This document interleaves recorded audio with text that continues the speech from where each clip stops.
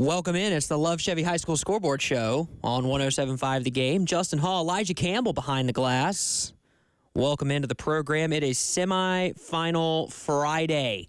We've got 12 semifinal games happening right now across this beautiful Palmetto State. It is a cold Friday night. It's cold because I'm from South Carolina. Friends of mine who are not from here and from places much further to the north tell me that this is summer, which is an intriguing thought to me. Summer for me is quite the opposite. It's amazing the evolution we take, Mr. Campbell. We start this show in the third week of August, fourth week of August, where it was still like 95 degrees outside. I broke a sweat sweating. walking from my car. Now I can confirm I'm in long pants. I have to, I have to make sure I say that, because if you just say I'm in pants, that leads to some questions about what you're normally wearing that you have to say you're in pants. I'm in long pants and a sweater tonight because it is cold. But we're glad you're with us. If you are out at a game tonight, man, kudos to you. It is my car. I got into it and I got 2 seconds down the road and it said icy conditions may be a factor, just because it was below a certain temperature. So it has to tell me that for safety reasons. But there are a lot of great games. We've got 4 semifinal games in 5A because we've split that into 2 divisions. And then we have everybody else playing in 4A and 3A, 2A, and in the single A brackets. And all of these games are at halftime.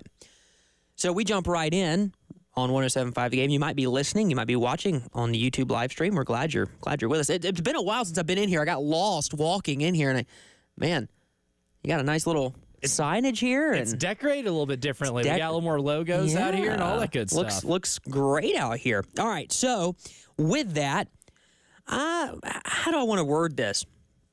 Spartanburg and Dutch Fork. I was with Terry Ford on the halftime show at 1:30 today, and I said, yeah, I think Dutch Fork's going to win because it is actually, I'm not saying it can't happen, but it hasn't happened yet. Dutch Fork has not lost a semifinal game under Coach Tom Knotts, and they don't look like they're going to do it tonight. Dutch Fork leading Spartanburg 17-0 at the half. That's not a surprising score, Mr. Campbell. No. The surprising one to me is Summerville is up 28-0 on Sumter at the half. That is the shocker. I mean, this was supposed to be a down year for low country schools. Mm-hmm. I mean, it's usually a place that produces really good football teams and players, but the word we've gotten from coaches we've talked to, and just by looking at a lot of the results, was that your really good teams in that part of the state aren't as strong as usual. Right. Summerville has looked pretty vulnerable for a lot of parts of the season. Yep. Sumter still in the undefeated club. I guess Ed Bird's not here in the building right now, but I know he's en route to kick him out of the club. Yeah, he's making his way down to Summerville right now. Yeah, and they're about to get an escort that they didn't ask for. They are. Now let's jump down to 1A here. Louisville, the Lions trail Abbeville 21-10, and crosses over Lakeview 20-7. All these are at the half. Mountain View Prep leads Belton Honeypath 16-7 in the third quarter. You want to know what's interesting about that is if MVP, and if you go to a school and your acronym is MVP, and then they're chanting MVP, and you're like, all right, which one? It's like, well, buddy, it's all of us. Right. They're trying to make it to a state championship game. Blythewood is the only school to win a state title the year it opened. That happened in 2006. Wow. I didn't realize Blythewood's only... They've only been around long.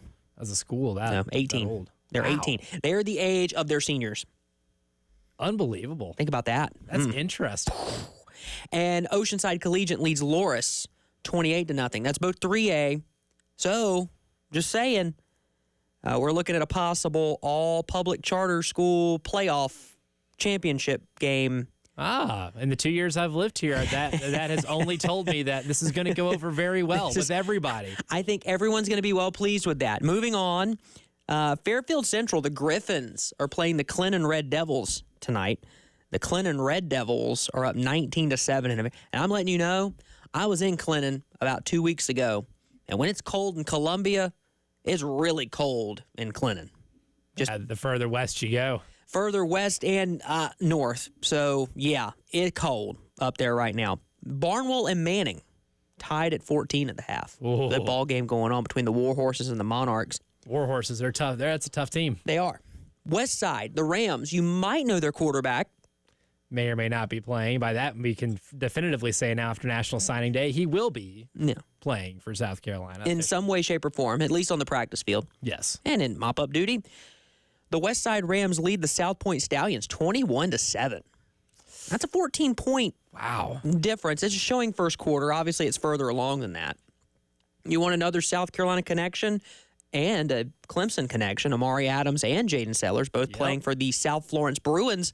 They're taking on the North Augusta Yellow Jackets. Imagine that drive from Florence to Augusta.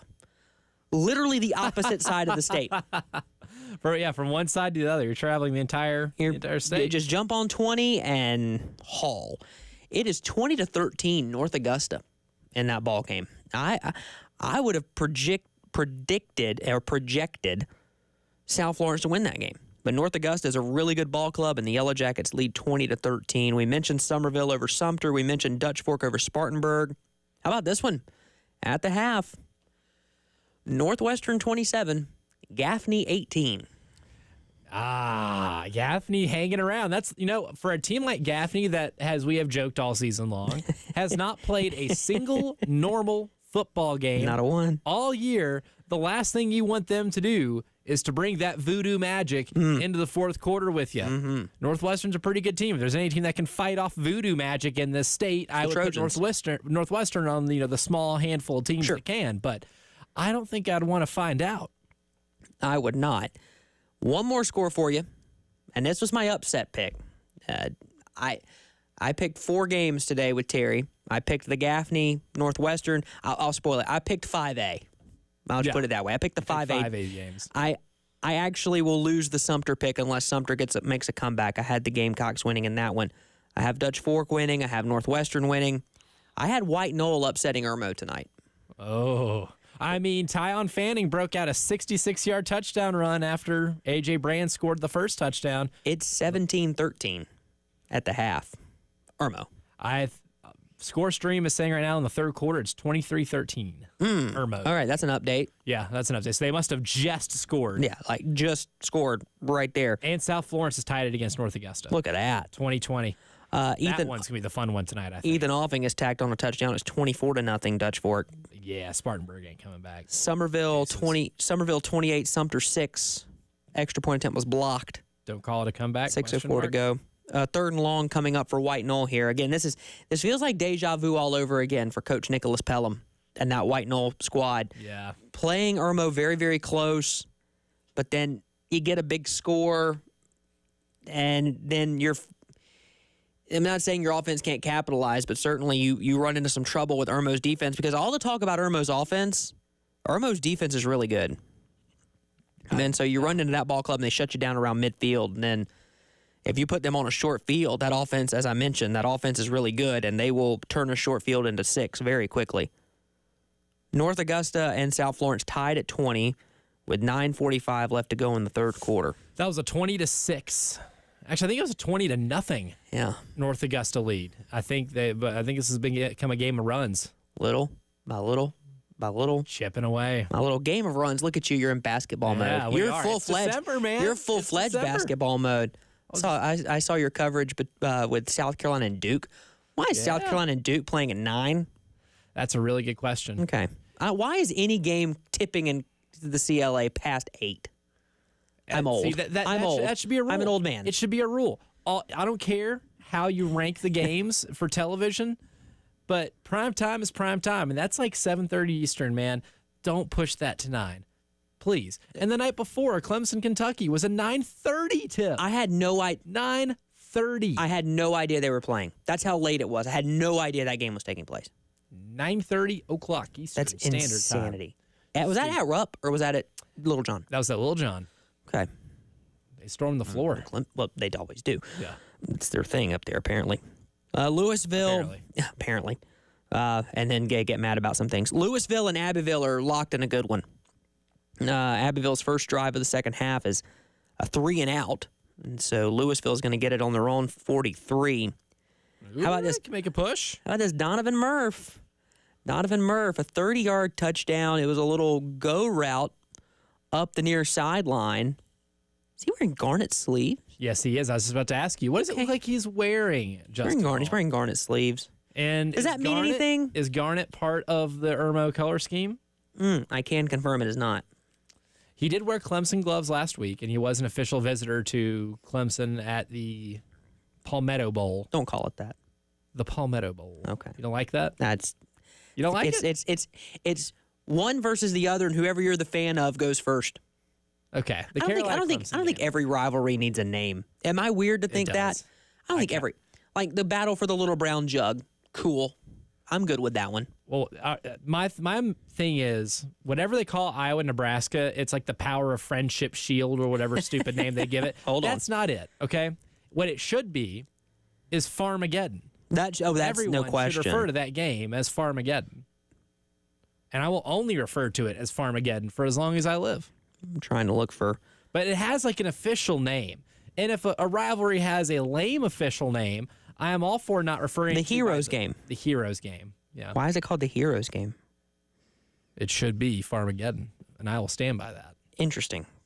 Okay, well... Firmly. Neither of those teams are any good offensively, so it doesn't really matter. I mean, the heroes in that one are the people who are willing to watch them play offense. Or go to that stadium in the frigid temperatures to watch them play football in general. It's also fair. So Donovan Murph is wearing garnet sleeves. Does it mean anything? Maybe not. We'll have a correspondent standing by. Yeah. Big J journalism. Yeah, that's right. And we will know for sure on January 2nd. We'll know for sure then, right? South Carolina is in an interesting spot because there are several players that they have either locked up or eyeing that are playing tonight. 3 of them are in that West Side South Point game, right? West Side has Cutter Woods. How about this? Woods has thrown for 2,884 yards and 36 touchdowns, including 5 total last week against Camden. South Point has a pair of junior commitments, Anthony Baxter and Jazavian Currents. Jazavian Currents is the top-ranked prospect in South Carolina for 2026. Like the state of. He's really good. Pretty damn good. He's really, really good. Yeah, I think Shane and company and Coach Furry and all those guys, have interest in him. I think they do. And I want to mention this, too, because we're talking about Donovan Murph, and I think we're watching these scores roll in, and we'll keep you updated. The development of the wide receiver room at South Carolina in the matter of about a month and a half was insane. And everyone better be looking at Coach Furry. Underrated moment in the Missouri game, and I want to know if you caught this. It was Dale Von Campbell. One of his 2 catches. It was one of his 2. Out of nowhere, who is down there? Who has sprinted down the field to get him? It's the last drive, actually, because time was a factor. Yeah. That's why this is so important. So Missouri scores. All Gamecock fans in unison say game over, right? Carolina's driving. Dale Von Campbell gets the big catch and run. He's knocked out of bounds. What was that, around the 20? Yeah. Out of nowhere, sprinting into your screen is Coach Furry to get him up and get him back on the field. To me, that speaks volumes about that wide receiver room. Volumes. By the way, did not know Dale Von Campbell was on the team. Just kidding, I did. But a lot of people didn't. He went MIA after that injury. Until that Missouri game. And he saved it. And he should have saved the Clemson game because that was a catch. Yeah, but then of course you get the third and 16. And then you get to shave an extra 20-something seconds off the clock. Correct, because without that, Clemson probably isn't throwing the ball on some of those plays once they got into the red zone. Questionable. Them throwing the ball is questionable game management, folks. Other Gamecock signees in action tonight: Dutch Fork's Josh Smith, Sumter's Anthony Addison, Gaffney's Shed Surratt, South Florence's Jaden Sellers, who just caught a touchdown pass, and Abbeville's DeMarcus Leach. You want to know what's interesting about South Carolina's recruiting class for 2025? There are a lot of people from this state. A whole lot of people from the state, especially in that wide receiver room. Do you know whose recruiting class in this state doesn't have that? Clemson. Which is fine because they recruit differently. Yeah. I've been told they recruit nationwide, that the Paw is a brand. That's what I've been told, which is fine. That's cool. Worth noting that a lot of people playing big-time football tonight in a playoff situation, wink, wink, nod, nod, will be playing it could be playing in the spring game, depending on if they're early enrolling or not. If If they graduate early. Or well, they'll certainly be wearing garnet and black on their helmet when they're playing in shells in August. Yes. Worth noting. Worth noting. Just wanted to point that out to you. By the way, one of the best players right now is a junior. Oh, Marquise Henderson for BHP. He's a Clemson signee and a Mr. Football finalist. But Jalen McGill, the junior running back for Mountain View Prep, before we hit a break, has more than 20 college offers. He has 3,227 all-purpose yards and 38 touchdowns this year. Offers include South Carolina, Clemson, Texas, and Alabama. That's pretty good. He's decent. He's going to make him some money. Sarkisian, DeBoer, Dabo, and Shane will all be watching him play football next year for sure. Games are in the third quarter. It's semifinal Friday, and White Knoll is driving down by 10. More of the Love Chevy High School Scoreboard Show coming up on the game. Before we do that, I got to tell my friends over at Lumos because, they ask a question. It's a pertinent question. Why reboot the internet when you can rebuild it? Because the internet as we know it was built for the last 50 years. And that was back when landlines ruled and cable TV was considered the future. Well, now that's the past because it's time for the internet as we don't know it. Where small cities have internet as fast as big cities, where digital life is never interrupted, it is time for 100% fiber optic internet. Built from the ground up. An internet built for the communities where you live, work, thrive, and grow. Internet built for families with smartphones, video games, voice assistants, tablets, nanny cams, robot vacuums, any type of streaming device you use to watch these high school football playoff games and to watch us on the Game TV, of course. An internet built for the most hopeful of all things, the future, because whatever the future holds, they make it faster. Lumos, internet built for the future. See your future at lumosfiber.com/future.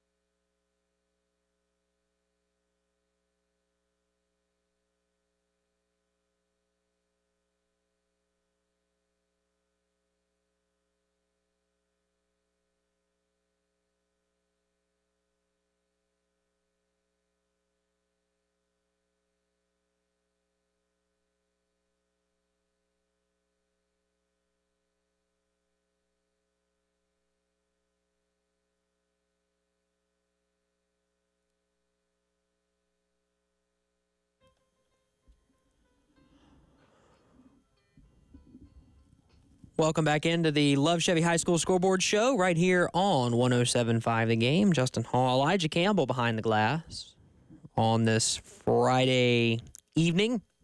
Again, like I said, chilly.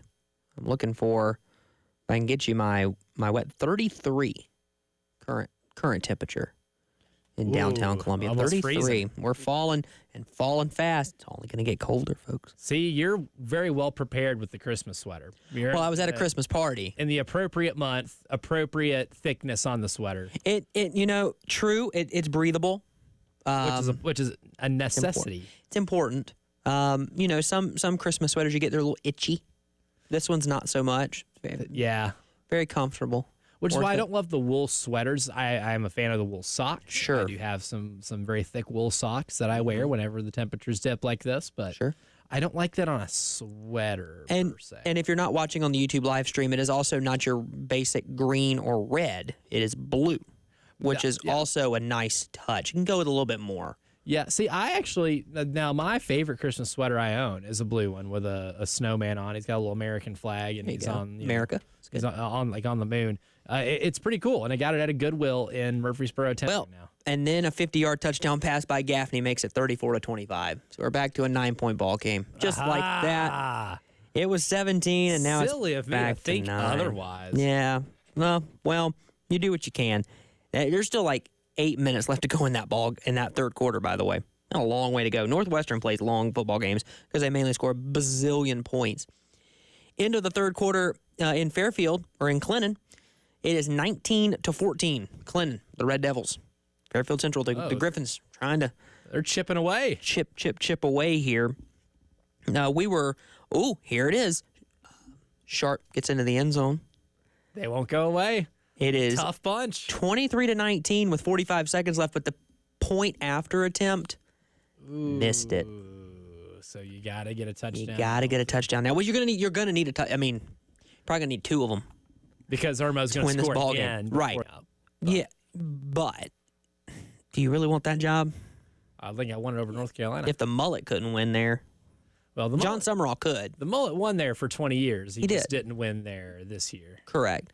Army, to the point, Army is up 14-0 on Tulane. And Tulane's a good ball club. You want to talk about great coaching jobs? Like how hard it is to win at a service academy, and Coach Munkin over there is just... That guy's instilled quite the culture that fits with the type of academy it is. Oh, absolutely. Those dudes are tough. By the way, the best college football game of the year is next Saturday. Army-Navy. And this is going to be the best Army-Navy game in terms of just quality of football. In a long time. In any of our lifetimes, probably. And then Boise State and UNLV are playing for the Mountain West. Thank you. It's not on my screen. They're showing a preview for the NFL, and I'm like, Mountain West. Maybe? I could see the whack in your head. Yeah, I was going to say whack. I would love to say Pac-12. No longer playing FBS football. I would love to say Pac-12 as well. You're in my heart. It will be next year. Next year, I think, or the year after, 2020. Boise next year or 26? I think 26. Boise State's up 14-0 on the running Rebels of UNLV. UNLV can't move the ball.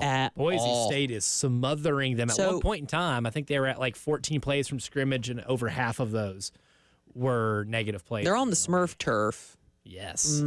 Here's the problem I have with the college football playoff before we get back to the high school playoffs. I'll just say this.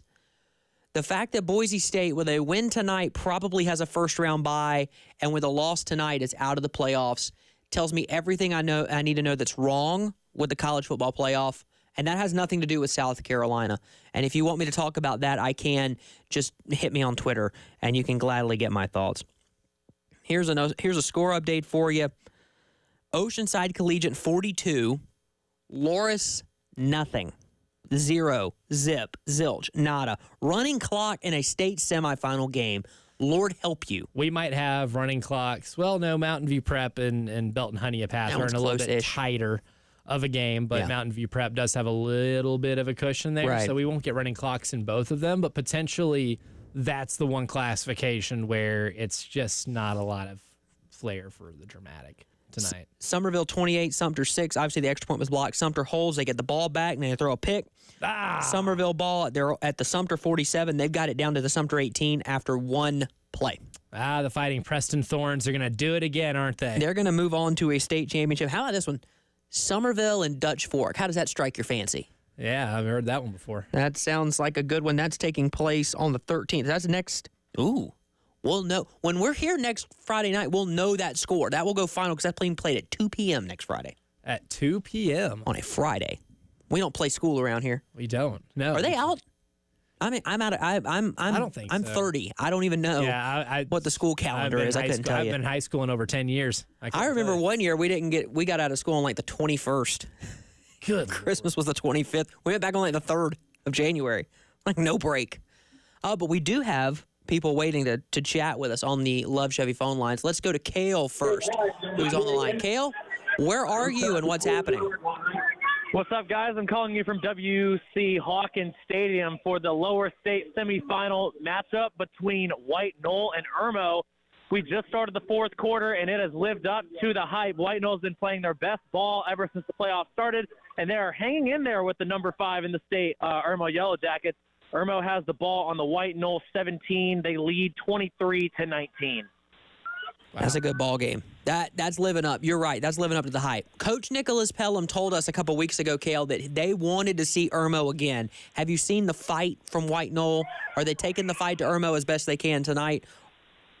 They definitely have. The biggest problem for them has been turnovers. They have had 3 fumbles, but only one of them has gone to Irmo. And the one that went to Irmo, they fumbled on their own 12-yard line, and the White Knoll defense only held Irmo to a field goal, surprisingly, which is a big reason why they're still in this game. Right. But on their second drive, White Knoll had the ball at their own 33, and Landon Sharp fumbled it, and no one could recover it. It went all the way back to the White Knoll 2. Thankfully, White Knoll was able to punt that, but that was all the way back at the beginning in the first quarter. So we're still at 23-19. The ball's at the 9 as Irmo just handed the ball off to Anton Jones, and it only went for a yard. So it's bringing up 3rd down and 5 from the 8. A White Knoll defensive stop here would be huge. It would bring up a probable field goal opportunity for Irmo to go up by 7, and then White Knoll would control their destiny if they would be down by 7. They could go down the field, try to score. Maybe they would want to go for 2 to try to get the win and not try to go for overtime.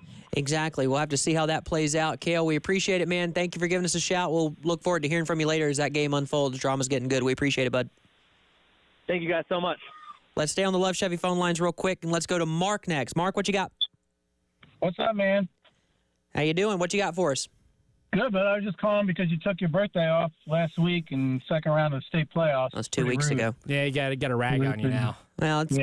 Well, my final call of the year, and you just took the damn night off. Well, anyway, I'm Irmo White Knoll too, and I had to leave. I'm looking through the fence right now. I paid $5 to park close to the field, so I mean, my feet literally fell off my legs, so I'm freezing. But what a football game so far. Nick Pelham's got those boys ready, I'll tell you that. I think it's going to come down to the wire. I know they have a big play right now. It's 3rd and 5, I think, down deep. But that Somerville team, when we went down there, I told you that's probably one of the best atmospheres I've ever been around in high school football. And they've got a really high-powered offense. I don't think their defense will do too well against Dutch Fork, and I think Dutch Fork defense will be able to, shut them down a little. But that's going to be a hell of a game. Somerville's got a really great team. And I just called in to bust your chops. Yeah, I appreciate that, Mark. And Elijah, I mean, that guy's on every other show. I mean, does he get a day off? I mean, every time all day long, all night long, in the morning at the game, and the Gamecocks away game. It's almost like it's his job. A full-timer. Give that guy a raise. See, all right, man. I love you guys. I'm clipping that. We're playing that across every single show. Yeah, the rest of time. I hear his name on every show. I say, how many shows can this guy possibly be on? He just kind of works his way into him. I weasel my way. Stuff. Appreciate it, Mark. Awesome game here. We'll keep you updated. Thanks, Mark. We appreciate it. Thanks, Mark. Yeah. You can go ahead, Mark. Yeah, no, I did. I was not here. Last week was Black Friday. We typically don't do a show then. That's historical precedent. Yes. The week before that, I thought we were just doing dinner. Turns out there was a whole surprise party planned I didn't know about. So it's probably good that I wasn't here. And that's the thing about a surprise party is that you don't need to know. It's just you got to make sure that part of your calendar is clear. Yeah. I the bosses had a lot to do with that. So also Boise State leads 21, and I think Ashton Genty should be a Heisman candidate. He just ran for like a 70-yard touchdown. I'll have a stat for you on that one, and I'll have a score update from Belton Honeypath when we come back right here on the Love Chevy High School Scoreboard Show on the game. And before we do that, my friends over at Lumos want to pose one question to you. Why reboot the internet when you can rebuild it? Because the internet as we know it was built for the last 50 years. And back then, landlines ruled and cable TV was the future. Well, that was then, this is now, and it's time for small cities to have internet as fast as big cities. Uploads being as fast as downloads, and where our digital life is never interrupted. It's time for 100% fiber optic internet that is built from the ground up. This is an internet built for the communities where you live, work, thrive, and grow. Internet for small businesses that want to make a big impact. Internet built for families with smartphones, video games, voice assistants, streaming football, hockey even, if you will, all the type of stuff we like to stream on a daily basis. It's time for an internet built for that, and most important of all things, the future. Because whatever the future holds, we make it faster. Lumos, internet built for the future. See your future at lumosfiber.com/future.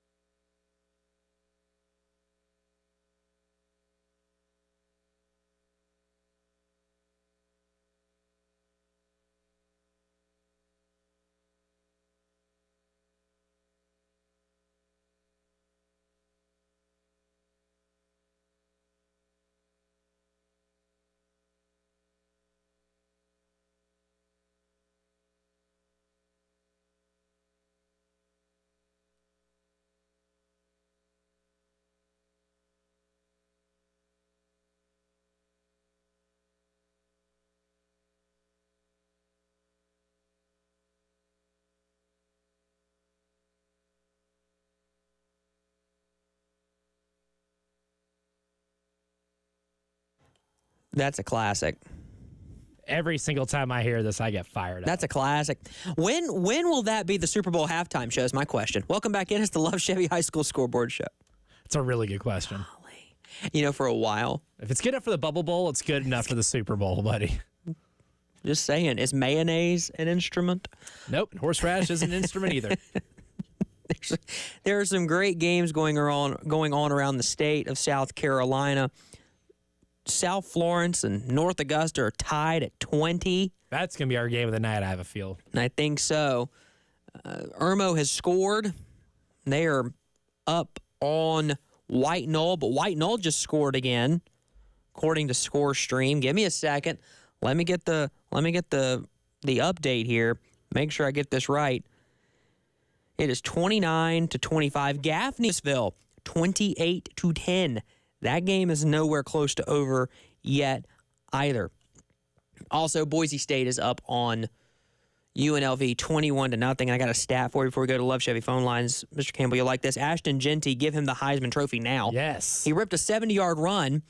Now, I got 2 stats of the night for you, actually. How about I give you 2 of them? Let me make sure I get the right stat here.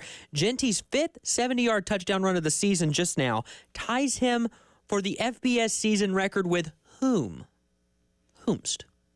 Who did he tie for the most 70-yard touchdown runs in a season with his 5th? Would that be Melvin Gordon? It would not be. You got to go further back than that, my friend. Oh. Would it be? I'll give you one more guess, and I'll give you the Simpson. year. No, not that far back. Okay. Not that. Thank the Lord. No, I'll give you the year. 1999. Ricky Williams. No. Oh, just kidding. Ron Dane? Nope. All right, you're out of chances. LaDainian Tomlinson. Oh. LaDainian Tomlinson. And that's not your only stat. That might be a better stat than this one. This year, Ashton Genty has 50 or more yard runs. He's got 12 of them. 12 50-plus yard runs. Notre Dame as a team has 7. And Navy as a team has 7. Ashton Genty has 12. And he is powering the Boise State Broncos to a first-round bye and a top 4 seed in the playoff. He's on pace for 264 yards in this game. He's got 14 carries for $132. Are you kidding me? Here was the situation coming into tonight, right? So coming into tonight, he was 5th all time for single season rushing. Yes. All he needed was 55 yards to pass Marcus Allen for 4th, which he did on that run alone. Wow. And he can pass 2007 Kevin Smith from UCF tonight with a 280-yard performance. He's not on pace to get that, but he's on pace to be pretty close. And if they win this game, they're going to the playoff, and your stats will still count. Yeah. So he can possibly pass Kevin Smith in that game. If he went crazy tonight and ran for 300, he would pass Melvin Gordon in 2014 for 2nd. He does, however, need 341 yards tonight if he wants to break the record tonight to pass 1988 Barry Sanders.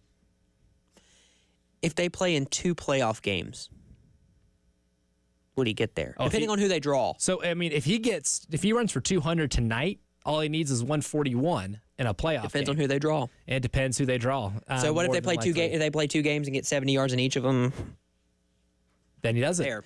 Doing that in a college football playoff game, breaking that record, that'd be awesome. Pretty damn cool. And that would be their second game, which would be a sim. It'd be their yeah. So it'd be a semi. Because they're gonna get a bye. It would be so he would break the record in an attempt to try to get them to a college football playoff championship game. Am I correct in that? Am I correct in that statement? I'm looking around at no one. No one's beside me. No one can confirm other than me. I'm the only one in this room with you.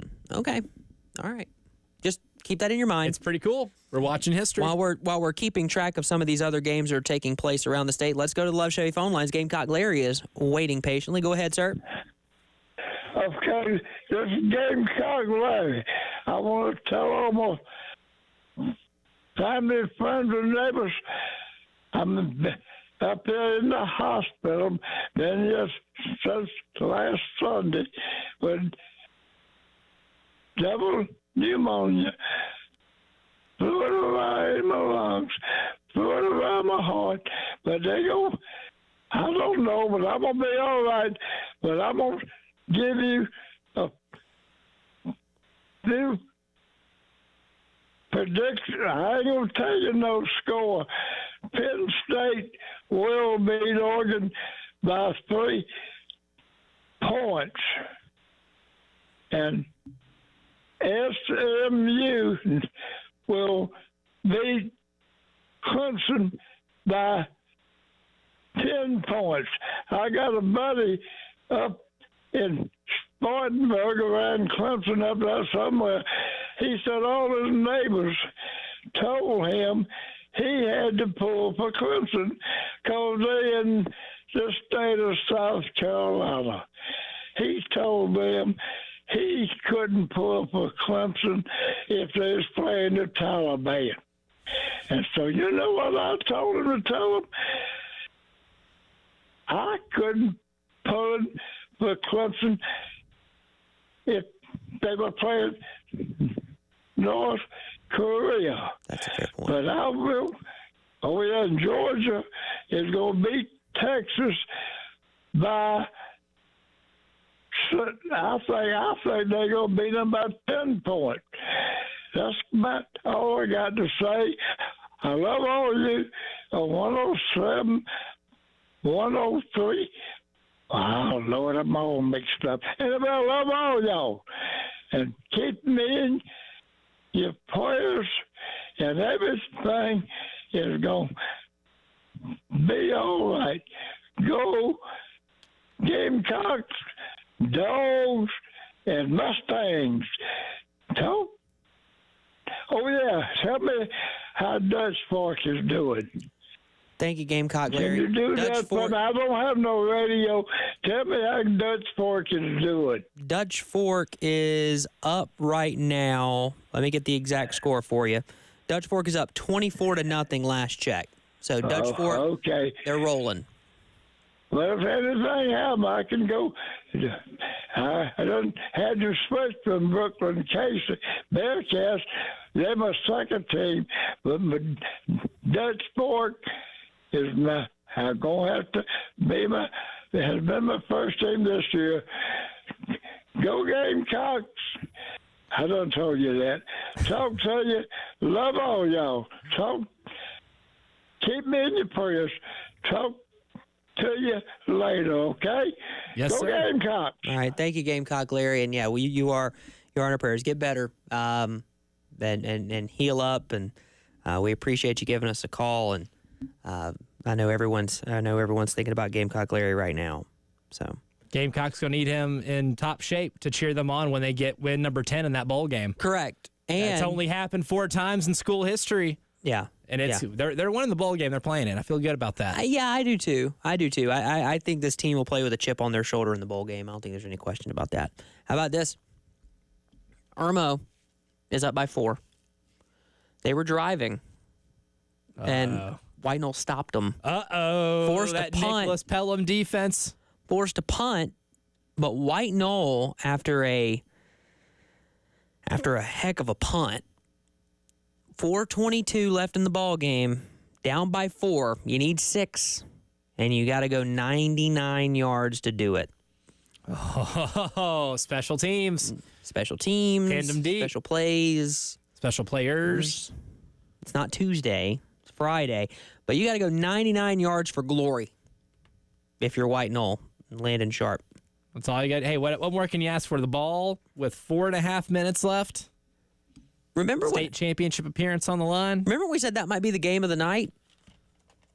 It ain't the only one. 3 quarters are down. Gaffney trails by 5. It's 37-32 Northwestern. You can't put them away. 4:40 to go in the fourth quarter. Belton Honeypath has taken the lead over Mountain View Prep. It's 17-16. We thought we kind of buried BHP a little bit. Yeah, we did. We thought that one might have been done. No, this is according to Twitter. Noah Thomas throws back across his body, finds a wide open Marquise Henderson for a 30-yard touchdown. He walked in, and then the PAT looked to sail under the crossbar. So I'm on radio. You got the crossbar, which is here. Yeah. It went under it. They called it good. I see video of this. That gives BHP a 1-point lead. I need to see video of this. This is not from a fan, by the way. This is from a person covering the game. Oh. So there is objectivity here. Interesting. There is I would never quote a fan. I do want to see video as well, and I'm sure in due time we will see the video. So all that to say, suffice it to say, these games are getting good. Yeah. And Landon Sharp just threw a third down completion from his own end zone on a deep post. Looks like that ball is complete around the 25 or 30. White Knoll's got a first down, and here we go. And they got breathing room. More of the Love Chevy High School Scoreboard Show coming up. We wrap up hour 1 next.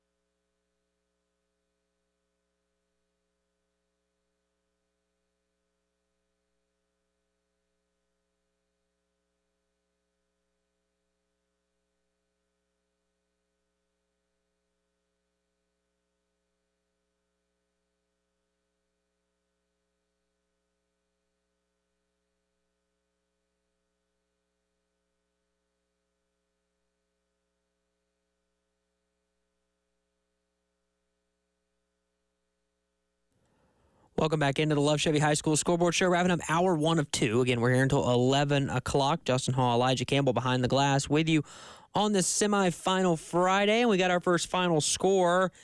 The Dutch Fork Silver Foxes, 24. The Spartanburg Vikings, nothing.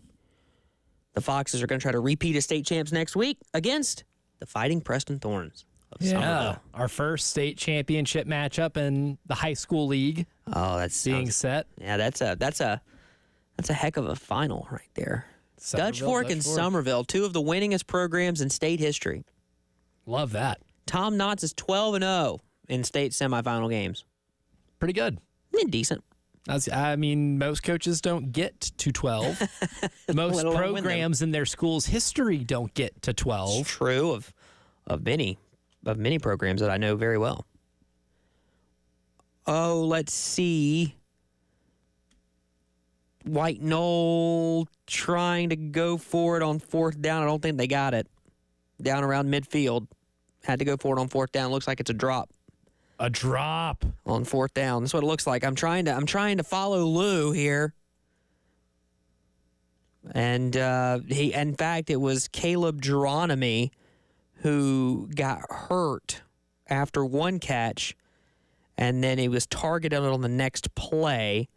It doesn't look like he reeled it in, so Irmo might be able to run out the clock here. 81-yard touchdown run by Marquise Henderson. And BHP is up 24-16 on Mountain View Prep. It's still just an 8-point ball game. MVP still has a chance to tie this thing up. With 2 minutes to go. It was a 9-point game. Yes, it was. Well into that second half. The other way. Yeah. Do you know what MVP's uniforms, because each school kind of patterns after a pro team typically. MVP does, Mountain View Prep does. Can you tell me, without me giving you any hints, which team in the National Football League, I'll even make it easier, which team in the American Football Conference do they tailor their uniforms after? Got to be the Miami Dolphins. It is the Miami Dolphins. Knowing the color scheme, I've never seen their uniforms, but I know the color scheme. Fair. And I'm like, you know what? I had Dolphins in my head, then you narrowed it down to the AFC, and I said, okay, that's a gimme. Yeah, it's, oh my gosh. Mountain View Prep returned the kick for a touchdown. It's 24-22. You want to get nuts? You got to go for 2. Let's get nuts. You got to go for 2. By the way, it's very old school Dolphins with the orange stripe right there on the sleeve. You know, they're throwbacks. Sexy. Yeah. Yeah, the Miami Dolphins are one of the teams that should wear their throwbacks every week, because their throwbacks should not be their throwbacks. They should just be their normies. That should be the normal ones. The normies. Absolutely. And the logo. The dolphin with the little football helmet jumping through the sun ray. That's the logo. That's the one. That's the logo. The modern one sucks. There are other teams. There are other teams that should wear their throwback logo uniforms, and those teams reside in the NFC East. And I think we all know who I'm talking about. Yeah. No Commanders here. I just don't like the name. I'm sorry. With the number on the side of the helmet, what are we doing? Honestly, Washington football team was funny. Yes, just keep it. Stayed. Just keep it. That was beautiful. You stop doing the whole fans dressing up with the pig noses, but now there's a Commander Piggy or something. Like, what are we doing? What are we doing? We're the National Football League. So the Yellow Jackets do get the turnover on downs. It's a minute and a half to go. Irmo is 90 seconds away from a state title game, in which they would likely play Northwestern. If they can fight off Gaffney and Northwestern just magic. Scored again, so they're up 44-32. So it seems like they are fighting off the voodoo magic. They're at every stage, they continue to just push it further and further away. Not necessarily fighting it off, but By the way, that was a 78-yard kickoff return for Mountain View Prep. And they've got to go for 2. It's timeout. 2 minutes to play. Oh. So you just use one of your timeouts. By the way, Ashton Genty just ran over a human being. I saw that. Buried it. Put that on the Heisman tape. He's the Heisman winner, right? Dude, I mean, I've seen, like, the gambling odds are like minus 600 for Travis Hunter to win it. Well, they have an opportunity for a dual-side player to win it for the first time since Charles Woodson-ish. Which even that was a fraudulent Heisman. That was a fraud. I mean, that was Peyton Manning's Heisman. Yeah, Peyton Manning should have won that Heisman. And I agree with you on that. I don't know. Did you see the Duck? See what the Oregon Duck said about Travis Hunter. They were talking about it on the the only Pat thing you lead McAfee the show. country in is snaps. Yeah, then. it's like they were talking back and forth. He just wrote on the whiteboard, "Snaps ain't stats," though. It's a fair point. I love it. It's a fair. I love it. It's a fair argument. I'm not going to be upset. Yeah, if he wins I can't it. get too outraged. I'll be bummed though. What if South Carolina plays Colorado in a bowl game? Ooh. I don't think that's going to happen. And Now if they South Carolina's do, 9-3 then and he probably won't going even to play. Yeah, I mean, if they're going to if they're 9-3 going to a Florida bowl, probably going to play like Iowa or Illinois. And the Big 12 doesn't ever really have those. The Texas Bowl, I think, and the Las Yeah. Vegas Bowl. And they're too good for those two bowls. Yeah, I'd agree. I'm really hoping for Gator Bowl. I know people around here don't want to go to the Gator Bowl because they were there just a couple of years ago, but you lost a couple of years ago. You can avenge that loss. And so that one's a close drive. I have some really close friends who live in St. Augustine, so it's an excuse to go to St. Augustine. Never hurts to go to Florida in December. Yes, and see, all of my bowl hopes for South Carolina are very selfish because they're for my convenience. But I am really hoping for Gator or Music City. Oh, Music City's close to home. It is. South I get to stay with Carolina family. South Carolina has never played in the Music City Bowl. Yeah, they never have. They played in the Liberty Bowl. They beat In the Houston. Tennessee. They beat Houston in that one. Name the Houston quarterback. Would that have been Case Keenum? It would not have been Case Keenum. Oh man, I'm rolling. Kevin Cobb. Yes. Yes. Kevin Cobb. Oh, Who was the head coach of that? Philadelphia Who's the Eagle head coach? great. Who's the head coach of that team? The head coach of that team. I'm going to check it to make sure I'm right. So that would have been like in 2007. It would have been the 2006 season. 2006. Oh man, I'm drawing blank. That would not have been Kevin. That would have been pre-Kevin Sumlin, right? It would have been. Who would it have been then? I'm checking just to make sure. Yes, Art Briles. Art Briles. Art Briles and Steve Spurrier in a bowl game. Wow. When bowl games mattered, because we were told by the adults they did, that was a 44-36 game. Fun. A lot of points. The year before that, South Carolina lost to Gary Pinkel and Mizzou after being up by 28-7 in the Independence Bowl, and they lost 35-28. And that, my friends, was the last time I cried over a Gamecock football game. You want to talk about a bowl game that every year produces really weird football games? Independence Bowl. It's the Independence Bowl. That same thing happened when South Carolina played Miami after the 2014 season. To finish, what they finished that year? 7 wins? Something like 8 that. wins? I don't remember. They could have been a 10-win team. Honestly, that 2014 team probably could have won. If they didn't give Could have won an SEC championship game if they could have gotten a stop. If they didn't Just give one. a bajillion points a game. Yeah, it would have helped. Defense matters, kids. Do you know who gives up a bajillion points a game? Any team playing Northwestern. Because Northwestern.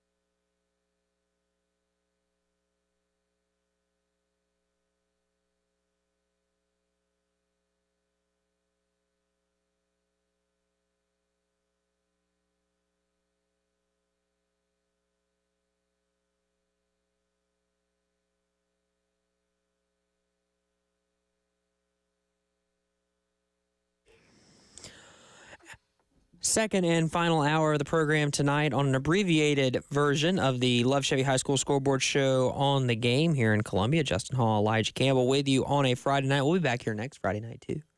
Talking state championships. Some of those will have already been played, and some of those will be yet to be played for about 24 hours, including the South Carolina High School League 5A Division II state championship. Is that long enough? Presented by Capital One. No, I don't know. I don't know who's sponsoring it. Name a South Carolina. They still did bowl games. A South Carolina only entity that could sponsor that.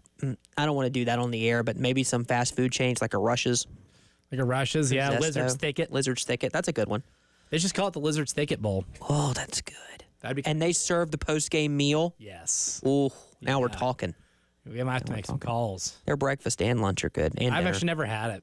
You never had their breakfast? I've never had it at all. I've lived in South Carolina so on January 6th or 7th, that will be 2 years officially me living in South Carolina, and I have never had. You've never had the meat and three, huh? No.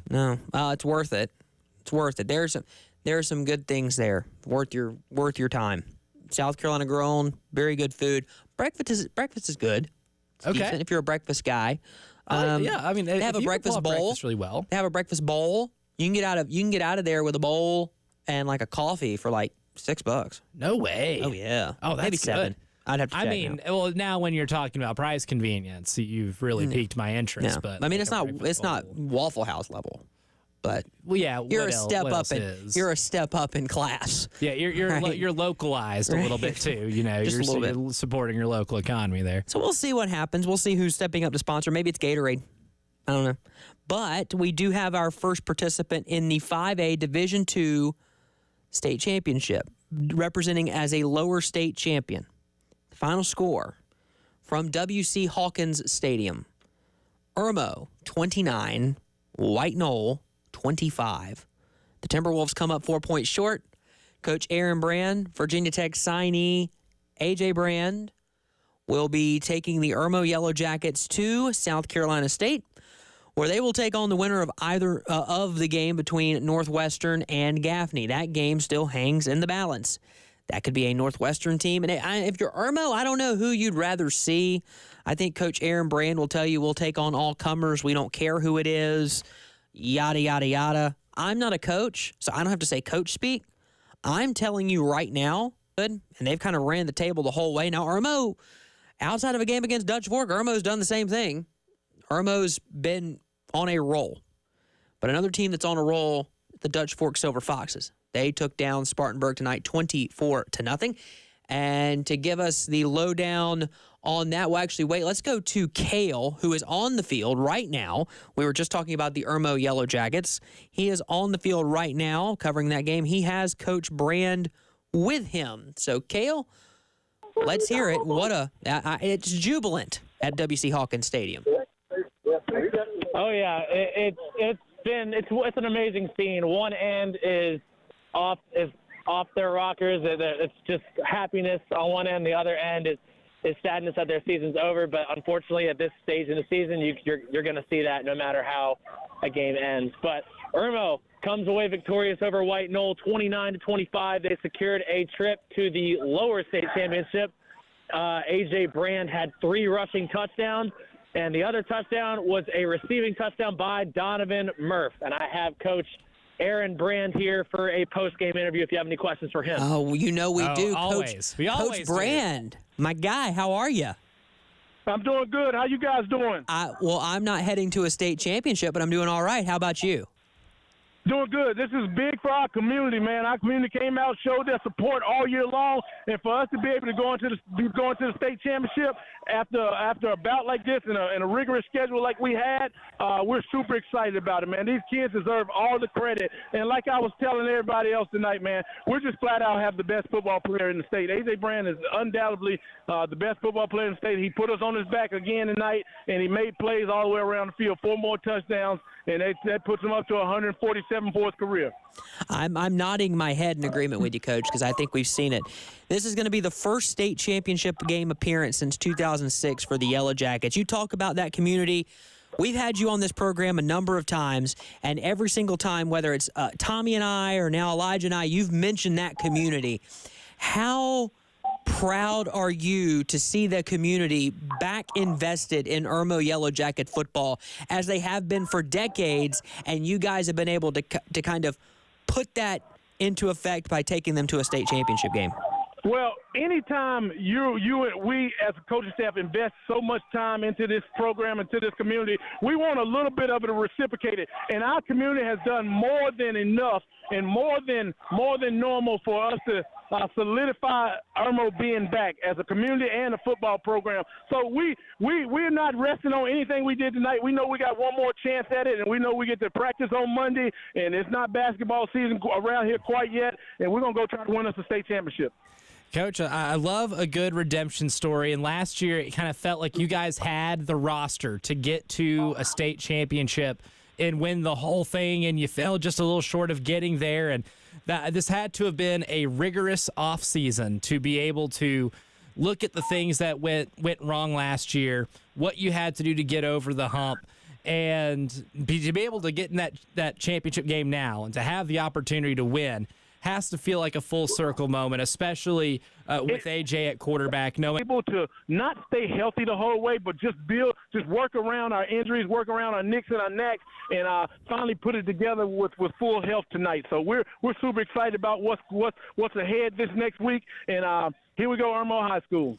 Coach Aaron Brand of the Yellow Jackets of Irmo, lower state champions, playing for a state championship next week. Coach, that game is on Saturday, so if you don't mind, I would like to reserve some time for maybe you to have a conversation with us next Friday night to kind of give us an insight into what's going on in that state championship game the next day. We appreciate it. Sure thing, without a doubt, Justin, without a doubt. Tell Elijah Campbell I said hello, too. I ain't seen him around here since his Lexington Chronicle days, but we sure do miss him, and I appreciate you guys' support. Hey, Coach, one day I'm going to figure out modern science where I'll be able to clone myself, and I'll be able to hit back all those games again, because I do miss being out there on Friday nights, man. You guys do it really well. Maybe. Thank you so much. Maybe, Coach, we should just be at one of your games one day. How about that? Like everybody else is, you guys ought to return the favor a little bit. Hey, I like that. Well, you know what better time than next Saturday? Well, we'll see. We'll see how that works out. Coach, we appreciate it. Thank you, celebrate. Guys. Thank you for everything, guys. Go celebrate. That's Coach Aaron Brand of the Irmo Yellow Jackets. They're going to a state championship game. We appreciate his time. He's going to go celebrate with his team and have a grand old time tonight. I'm sure it's going to be a fun night in the Brand. How about this? Two teams from the same region are playing for a state championship, and they're not going to be playing each other. Wild times in this state. But talk to us tonight about that game against Spartanburg. Another semifinal win for Coach Knotts, 12-0 in these kind of games. Well, it kind of started out kind of weird because at pregame, Spartanburg actually looked like they had a little bit of fire to them, so they tried to. There seemed to be a little scuffle between teams at the 50-yard line. Reminded a little too much of some of the college games from last week, but luckily they were able to break that apart. But after that, I don't think Spartanburg had much fight in him after that, because after that, it was all Dutch fork. Within 1 minute before the first full minute of the game, Boykin Bickley was able to score on the 71-yard touchdown pass from Ethan Offing, and that pretty much put the onus on the way this game was going to go. Again, Dutch Fork does it again on defense and held Spartanburg to only 161 yards in the first half when they themselves had 449 yards. Some of the guys I wanted to make sure we get some attention to is rushing. Is funny is with the passing and rushing. Ethan Offing was really kind of the player of the game. On passing, he was 15 for 21 for 267 yards and 2 touchdowns. But then he rattled off 14 rushes for 96 yards and a touchdown. So he had a heck of a game this evening. And obviously Maurice Anderson he did a lot of his stuff in the air. He had 63 yards on the ground, but he did 49 yards in receptions. But they came at key times, including a 31-yard play. But one of the guys I want to make sure I give a lot of attention to is Josh Smith, freshly Carolina signed Josh Smith. He had 10 total tackles, 2 sacks, 3 tackles for losses for Josh. So he had a big game. This game was never close at any time. And so when you hold a team down to only 1 of 10 on third down, and here's a stat for you that we found out tonight. With this shutout, they had 6 shutout games, which broke a Dutch Fort record. Unbelievable. So 6 of their games this year were shutouts. And the school record for points allowed is 94, and that was in the COVID year of 2020. So correct. This is again, if whoever they play next week, and it's Somerville, Somerville is going to have to score at least 21 points to not have that record be broken. I like Somerville. I like their offense, but you're looking at a team that's really, for everybody talking about offense, and the offense is good. The offense is efficient. The offense moves the ball. They score points. They win ball games. That defense makes it very easy on that offense to win ball games. That is absolutely correct. And then when you have key players in key positions, and one other player I want to make sure I give some real attention to is Boykin Bickley. He had 4 receptions, 164 yards, and a touchdown, including that 71-yard touchdown. So, which is just amazing that they just, again, it's just kind of a reloading kind of thing.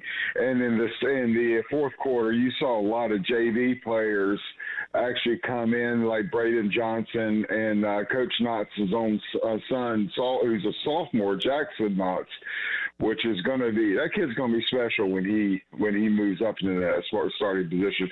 The kid, because I actually call all the B team games and JV games as well.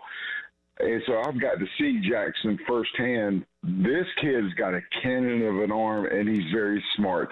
When you have a feeder system that they have with these kids being brought up through the Dutch Fort way from C team, by the time they get to varsity, this is they know what they're supposed to do. And it's very tough to beat a team that is that prepared week in and week out. Yeah. I agree with you completely. Efficient. That's efficient, man. That's it is. Yes. Timo, we appreciate it. I know that game is next Friday. Is that next Friday at 2? At 2 o'clock, which is one of the dumbest things I think I've ever heard in my entire life. Agreed. How you have a 5A championship on a Friday at 2 p.m. It's ridiculous. Well, because it's at 2 p.m., that means you can call us right off the bat at 9 o'clock with a report. We will certainly do that. Right off the bat. Timo, we appreciate it. We look forward to hearing that report about what happens in the state championship game. More of the Love Chevy High School Scoreboard Show. I think every ticket's been punched to the state championship. We'll talk about it next right here on The Game.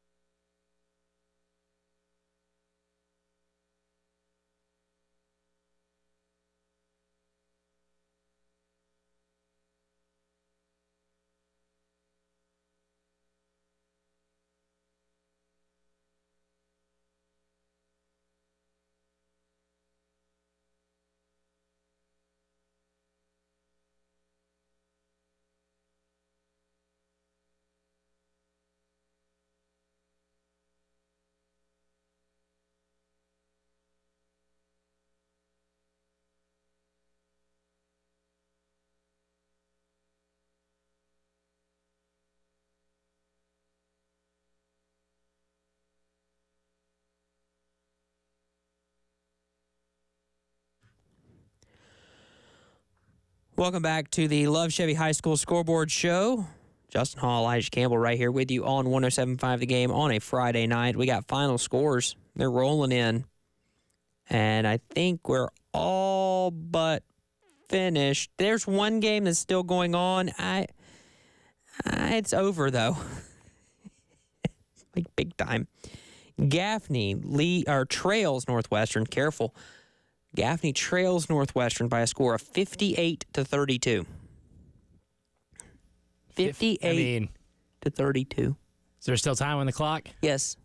I believe in that voodoo magic. About 2 or 3 minutes left. But Dan, this is one of those things where a legendary coach in the upstate, Dan Jones, head coach of the Gaffney Indians, his career is coming to an end. He's retiring after this season's over, and you hate for it.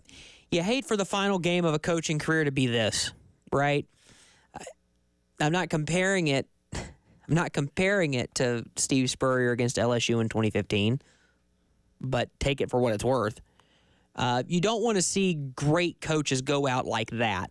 In that like the storybook is for them to win the championship, of course, but which only one team gets to do. That doesn't happen, right? You only one team gets to win the last game they play, right? That's just the way it goes. Yep. So nature of the beast. It is, and unfortunately for Gaffney, that road's going to end up in Rock Hill. Irmo takes down White Knoll 29-25. That game has gone final. Irmo Northwestern next week. Oh boy. Blockbuster. Oh boy. Somerville beats Sumter 35-6. Dutch Fork beats Spartanburg 24-0. It will be the Somerville Green Wave and the Dutch Fork Silver Foxes next Friday at 2 p.m. Now, in terms of surprises, I'm not terribly stunned Sumter got beat. And West Side. Yeah, a lot of Division I talent on the field right there. Yep. Not just Division I talent, SEC and ACC talent on the field there to decide a state championship. I mean, West Side's been a buzzsaw all season long. South Florence started off surprisingly rocky. Sluggish. Especially considering how good they were last year and how close they were to a state championship. I would agree. In the title game. And South Florence, the only team last year to beat Irmo. Yep. But, dude, I mean, this is that in terms of competitiveness in championship games, I would say Irmo Northwestern is maybe a close second to West Side and South Florence. I would agree with that. Very close second. And then we have the 3A bracket, which has Belton Honeypath beating Mountain View Prep 30-22. Coming back, they were down 9 at one point in that second half. Scoop and score as time expired, by the way, to make it 30-22. They will take on the Oceanside Collegiate Land Sharks. Fins up. 42-7. Winners over the Loris Lions. That's your 3A state championship game. Your 2A state championship game, the Barnwell Warhorses 37, Manning 14. They'll take on the Clinton Red Devils. 32-21 winners over the Fairfield Central Griffins. So it's going to be the Barnwell Warhorses and the Clinton Red Devils. That should be a really good one, too. That's in terms of next overall competitiveness. Thursday? December the 12th? I'm Ron Burgundy. At 2 p.m.? That would be. Yeah, they're really spacing these things What are we out. doing? Okay, all right, gloves are off. What are we doing? What are we doing? You added one state championship game, so now you're playing a game on a Thursday afternoon at 2? This isn't Major League Baseball. We're really stretching this thing out over the course of 3 different days. This isn't Major League Baseball. You don't have to do it this way. And even Major League Baseball doesn't have to do it this way. They don't. I scream that about Major League Baseball at least once a week whenever Rob Manfred decides to drop a press release. Golden at bat. Anyway, not the point. Why are we playing a state championship game, according to your website, on a Thursday at 2 p.m. when school is still in? What, are you giving them a day off? I'm sure school administrations will love that. A lot of these guys are going pro in something other than sports. This is a joke. All right, I'm done. I hate that. Not with the show, but I'm done with that. And I'm gonna check these. Oh, but don't worry. Cross is playing Abbeville next Thursday at 7:30 p.m. At least not a.m. Well, I mean, you could have said AM, and I don't think I would have been surprised. Why don't we just make it easy? Why don't we play all these games at 6 a.m. bright and early in the morning, get them done by 8, and you can all go to work. And school. Get the kids back in class. What about the officials who literally have jobs? Are you taking a personal day? Yeah, what does that look like? How's that one? Yeah, how's that one going to fly? Like I have a 9 to 5. Imagine telling my boss, yeah, hey, boss man, can't come in today. I've got to go referee a game. It's Thursday at 2 p.m. What do you mean? I know. I got to go referee a state championship football game. It's not just any game. It's a state championship game. Really? Yeah. You must be an official in South Carolina. How'd you know? Are you doing 5A? Which one? Which one? Yeah. This is a joke. This is the first 5A state championship game. Bothersome to me. Please, I'm looking forward to Lou calling here eventually and telling me to calm down. But why? Well, you have 1A, 2A, 3A, 4A, and 2. You have 6. You have 6. 3 per day. 2 days. Friday, Saturday. You don't even have to drag a field. Like, you don't have to drag an infield to make that happen. You literally can just. This can all be compiled in 2 days. You're not having to paint the field. Right? It's not like you're playing at Williams-Brice Stadium and then 2 separate teams are playing at the next block. So you need to change over the entire end zone to be a different color. What are we doing? Thomas hits me on Twitter. Region 4 5A by the numbers. You ready for this one? It's the 9th straight year a team has made the Class 5A final. It's the 2nd straight year that 2 teams have reached the state finals. And they are 14-4 during this postseason. And 3 of the 4 were to other teams in the region. Pretty damn good region, don't you think? Let's see. Wait, hold on. White Knoll lost to Irmo. Mm-hmm. River Bluff lost to Dutch Fork. Yep, so cannibalism there. Chapin, Lexington were your other playoff teams. I don't have the bracket pulled up in front of me. I should probably do that. I have the 2A bracket in front of me right now. Yeah, 5A, D1. Yeah, River Bluff lost to Dutch Fork. Yes. Lexington lost to James Burns. Yeah, Lexington lost to Burns. There it is. There's your other one that didn't lose to a. That's it. Yep. That's insane. This region has produced. This region, are you ready? This region will have produced. Well, I mean, Dutch Fork hasn't necessarily won the state championship yet, and Irmo hasn't won the state championship yet. Now, if they do, they'll have one division will have produced 2 and state champs, 3 over the last 2 years, and who knows how the runner-up situation goes there either. Gaffney has scored, but it's 58-40. So I don't think there's any. I don't think there's any need to have concern there. Irmo, by the way, in winning the game tonight, their 21st straight home win. Good Lord. That's a hell of a streak. That one spans years. It does. Here at 3 years. How about this? This is news. This is not breaking news. It happened earlier. How about Georgia Tech inking an extension for Brent Key? As they should. 5-year contract extension. Now, I know South Carolina just hired a new AD, Donati, Jeremiah Donati. I love that an Italian is taking over. I assume. It sounds Italian. Sounds Italian. I'm making a jump here, but I mean, I saw the suit yesterday. Yeah, but a nice tie. A very nice tie. It's not an unassuming tie either. You got to believe that somewhere on the docket here very soon is some sort of deal with the current head football coach at the University of South Carolina. If Brent Key is getting a 5-year extension with a significant pay raise, and again, he's doing a great job at Georgia Tech. I don't think there's any question about that. I mean, that's a program that was almost looking at Brent Key as a bridge coach. He's not a bridge. He's not a bridge. He played at the school. I hate when they have people who played at the school being those bridge guys. A lot of people thought like Williams was at Auburn. Yeah, like Sean Elliott was here. Yeah. 2015. Now, you can write the book, I think, for years on whether or not he should have been the head coach here. But you probably aren't here where you are now with him back on the staff if he was. Yes. By the way, speaking of Gamecocks, before we hit a break, news from outside the footprint. Remember that team that South Carolina played last year when they were 2-6?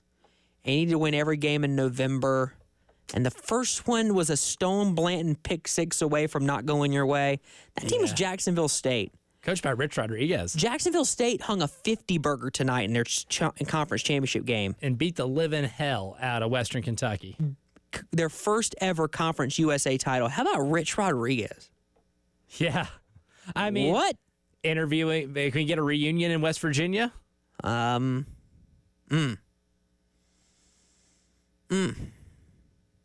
buddy Alan Cole was telling me today, right during one of our commercial breaks on the show, that if he does take the West Virginia job, you know what his first pit backyard brawl game would be? It'll be on 9-13. The same score as the ill-fated game that kept West Virginia out of a national title game in 2007. We're going to, on that note, I feel, because I remember that game. Ooh. All right, so I feel the need to take a break. We'll come back. I'm going to do some efforting, industry term. Yes. On these kickoff times for state championship games. We'll re-rack the bracket with the state championship games, and there's college football on too. We'll talk about that and the high school stuff, all of that coming up on the game. And first, my friends over at Lumos ask a very important question. One that and for the future of the internet is necessary. Because why reboot it when you can rebuild it? Because look, the internet as we know it was built for the last 50 years. So back when landlines ruled, cable TV was considered the future, and there was maybe some hope that the Chicago Bears would have a 3,500-yard passer. But, things have changed. Things have definitely changed. Now it's time for the internet as we don't know it, where your digital life is never interrupted. The metaverse isn't just a concept, but a part of life. It's time for 100% fiber optic internet that's built from the ground up. An internet built for the communities where you live, work, thrive, and grow. This is an internet built for families with smartphones, video games, voice assistants, those who want to relive that 13-9 backyard brawl that kept West Virginia out of the 2007 national championship game. Because whatever the future holds, they make it faster. Lumos Internet, built for the future. See your future at lumosfiber.com/future.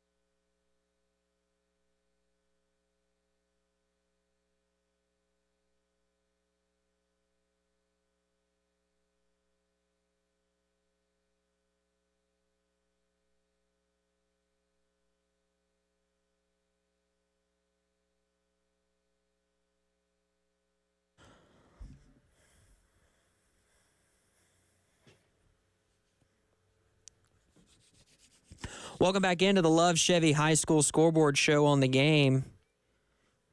Yeah, I ain't fooling. No kidding. All right, Justin Hall, Elijah Campbell with you. Every game is set for the state championships next week. Both participants have been confirmed. And we have the last 30 minutes of our program to talk about this, so here we go. In Class 5A Division I, Dutch Fork defeats Spartanburg 24-0. Somerville defeats Sumter 35-6. It will be Dutch Fork and Somerville next Friday, December the 13th, in the year of our Lord 2024 at 2:06 p.m. on a work day. On a work day. Boo. This is Lou Bijak's writing this, so this might as well be canon scripture. This is. Yeah, no, this is law. Class 5A Division II. Gaffney hasn't lost yet. Northwestern is leading that ball game. It'll be Northwestern and Irmo. And I'm efforting and I was right on the first one. So let me look here. That game would be next Saturday at 6 p.m. West Side and South Florence will play next Friday night. West Side defeated South Point 35-14. South Florence over North Augusta 27-20. West Side, South Florence next Friday, December 13th, 7:06 p.m. The 3A state championship game will feature Belton Honeypath and Oceanside Collegiate. That will take place next Saturday, December 14th at 12:06 p.m. All right, Lou's on the line. So can we go to the Lumos guest line? Let's go ahead and hit it. Let's go to the Lumos guest line and get Lou in. Friday Night Guest Line, sponsored by Lumos. Lumos 100% fiber internet gives you the freedom to be free from cable internet. Visit lumosfiber.com to learn more. We got Lou Bijak joining us on the Lumos guest line. Not for the final time. He'll be here next week, I promise. But Lou, you were at Irmo and White Knoll tonight. So let's go ahead and start there before I give you my gripe. And it's not against you at all, trust me. I have nothing but mad respect for you. Let's talk about Irmo and White Knoll really quickly. Great ball game. A great ball game. Nick Pelham's team just continues to play above their skis a little bit in this matchup this season, but ultimately Irmo out-talents them, in my opinion, down the stretch and gets that win with a big stop on fourth down. Yeah, I got the stop, and it went back and forth. It looked like Irmo was going to put the game away a couple times, especially at the end of the first half. They got a botched punt, but they could only get a field goal, and then it was 23-13, 23-13, and they let me see what I was looking wrong. It was 29-19 with 9:20 left. You thought, hey, this stopped. A.J. Brand with a great punt, pinned them at the 2. White Knoll, though, converted on third down. Landon Sharp to Caleb Geronimi. Nick Pelham was lobbying for a personal foul on the hit. He didn't get that, but they didn't get past the 35, I think, and Jaden Bryan knocked down the pass on fourth down, and that was it. But just a heck of a game by both teams, and it was just like the first game a little bit. It went down to the fourth quarter. Some mistakes on both sides, but both teams, I mean, it was a heck of a ball game, and White Knoll's defense kept Brand in check sometimes, but Brand is just too talented. After the game, Pelham's like, I thought DeCarrion Joyner was the best player I've faced, but I was wrong. He said A.J. Brand definitely is that guy, and made the big plays, especially didn't have to throw the ball too much. It was mainly with his legs, and had a big conversion on a 4th and 1 run for a 31-yard touchdown, so that was huge. Yeah, having the best player on the field at all times is a pretty big advantage. And look, it's not going to be easy sledding more than likely. I mean, I'm not counting Gaffney out until there are zeros on the clock, but that one's Zero's officially on the clock. They're officially on the clock. Okay, so we went from analytically final to actually final on that one. But that sets up Irmo versus Northwestern for the 5A D2 state championship game. What's kind of your first feel that you have on that matchup when you hear that? A lot of points. Yes. I just think this is going to be a lot of points. You got two great quarterbacks with Brand and Finley Polk, who's going to Gardner-Webb, and I just think it's going to be a good offensive battle and see who could come up with one or two key stops and win that state championship in the final game on Saturday night. Lou, all right, so that's going to be a great game. A lot of these state championship games are going to be great games. I'm looking because I will say I support the work over at the state newspaper. Can you help me out on why we're playing state championship games at 2 p.m. on a Friday and 2 p.m. on a Thursday? Well, when are you going to play them? You're going to play them at 4 and 9? No. You play them at 2.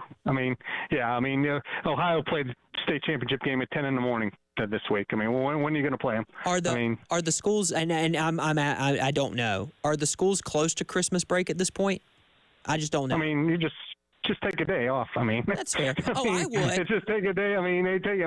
Soccer games in a day on Saturday, but you got to start it at 10 o'clock or 11. Yeah. Might as well do it 2 and 7. Yeah, you're looking at breakfast. You're looking at breakfast. If you were to do 3 on a Saturday, you probably do 11. You could probably pull off an 11, but it'd just be a long day for the staff. It'd be 11-4 and like 7 or 8, and they used to do that at Williams-Brice.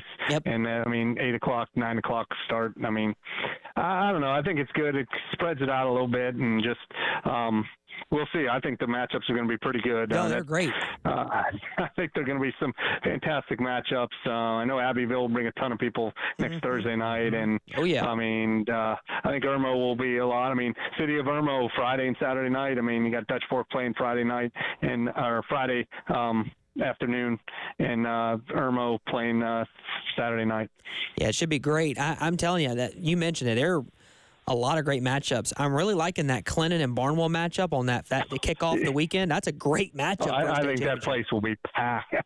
Those two towns, they'll pack that place out. Yeah, it should be a good one. And then, of course, West Side and South Florence, just the Gamecock connection there. That's a lot of, Elijah mentioned earlier, that's a lot of D1 talent on the field. Flooded with it. Yeah. Yeah, it's gonna be good. I think it's gonna be a good state championship weekend, and we got a charter. You got Oceanside in, and you got Marquise Henderson. He's gonna be on display to Clemson commit, Mr. Football finalist signee. That'll be fun in that 3A matchup. When are we announced? And you know this off the top of your head? I don't. When is Mr. Football getting announced? I know they're changing it up this year, right? Well, it's usually the halftime of the North-South game, but because they're playing the North-South and Shrine Bowl on the same day, I think they're still doing it on the halftime of the North-South, but they will stop the Shrine Bowl game to do it as well, because all the players, I believe, are playing in the Shrine Bowl. Got it. So, all yeah. Right. And Gatorade was announced. Gatorade was announced today. AJ Brand won that, so but somehow he's not a finalist for Mr. Football. Which is so interesting that he's not a finalist for Mr. Football. Because I consider him. I don't want to throw too much to the quarterback position, but I believe he is, if not the best, certainly within the top 3 of the players in the state of South Carolina. Lou Bezjak, Uncle Lou Bezjak, on a semifinal Friday, making an appearance. He's got a busy Thursday, Friday, Saturday next week, so rest up. And then we look forward to hearing from you next Friday night for state championship stuff. No problem, guys. That's Lou Bezjak on the Lumos guest line. Legend. Yes. That goes without saying. We'll take a break, and we'll come back on the other side and wrap this thing up here on a Friday night right here on the Love Chevy High School Scoreboard Show on the Game.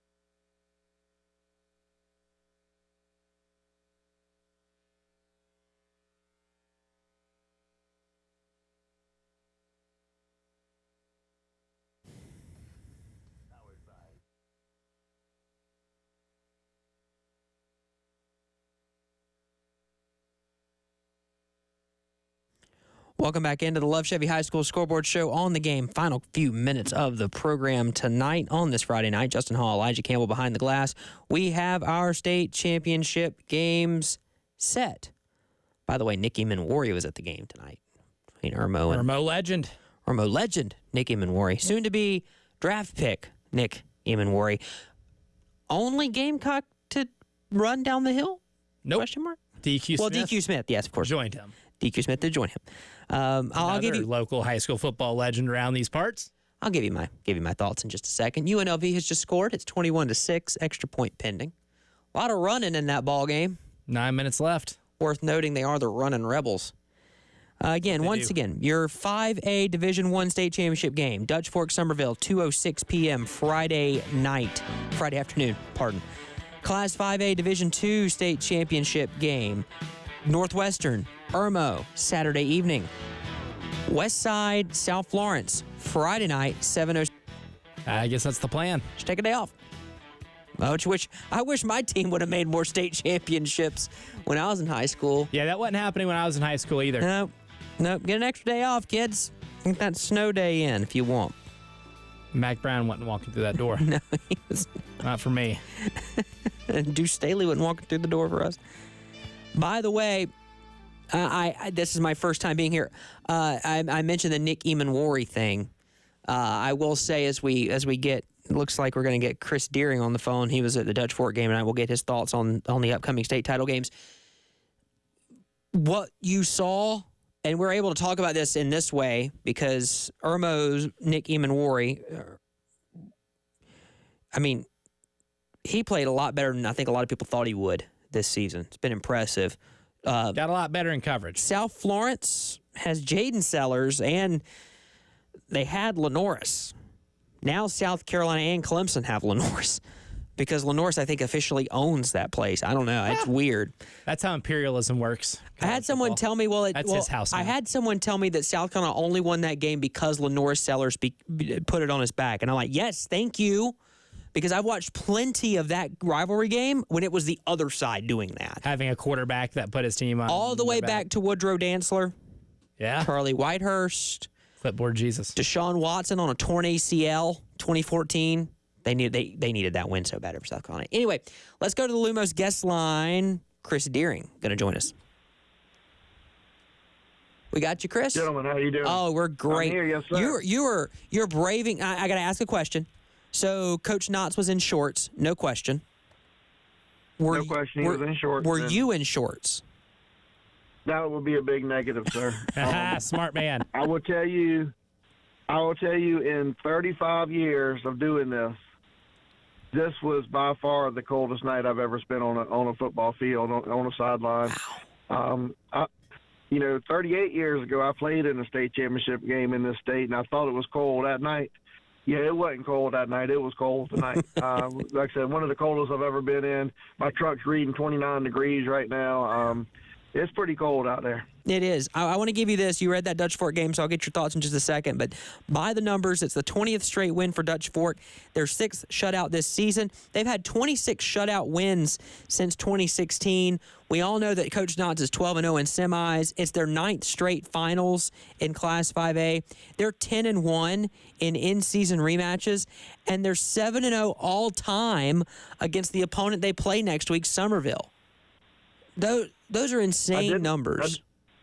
I did know that last stat because I was actually sitting up in the press box with their stat guy, Hank Herring, tonight, and we looked that up while we were trying to thaw out a little bit. But yeah. I did notice that against Summerville. That's impressive never to lose to that program as a rich history that they have. And this Dutch Fork team, man, you talk about that defense and allowing 73 points on the season. That's just impressive.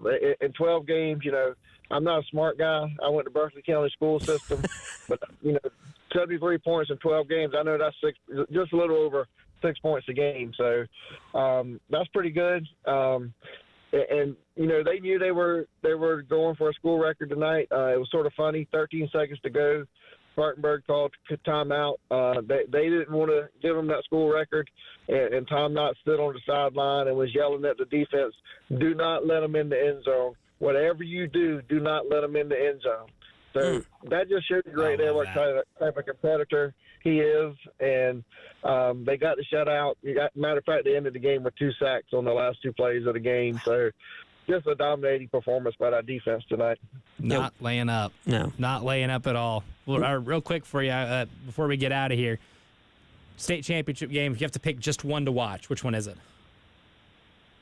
Oh, my goodness. Yeah. 'Cause we got some juggernaut matchups here. We really do. I tell you, I'm going to go. Man, I might go with 2A. Okay. Yeah, that's a good one. That's a good one. Barnwell and Clinton, that's going to be a really good game. I like the 4A matchup, rematch, West Side and South Florence. You know, that's got some storylines there that they carried over from last year, so we'll be interesting to see how that one plays out. And then Irmo being back in the state. Look forward to talking with you next week. All right. Thank you, sir. Have a good weekend. You too. That's Chris Deering on the Lumos guest line as we wrap up our program for the night. I agree with him. Great state championship games. Again, if you missed any of these, here you go. Dutch Fork and Somerville Friday at 2:06. Irmo and Northwestern Saturday at 6. South Florence and West Side Friday at 7:06. Belton Honeypath Oceanside Collegiate 12:06 on Saturday. 2A Clinton and Barnwell 2:06 on Thursday. Abbeville and Cross 7:06 on Thursday. Mr. Campbell, we'll be back here next Friday from 9 to 11 for our season finale, wrapping up this year on the Love Chevy High School Scoreboard Show. Which game is going to give us our best result? That will be, to me, the 4A West Side versus South Florence. I think that's our biggest juggernaut matchup. I think that one goes to overtime. How about that? It's going to be, that's good. Call your shot. I'm calling my shot early. Irmo and Northwestern combined for 1 billion points.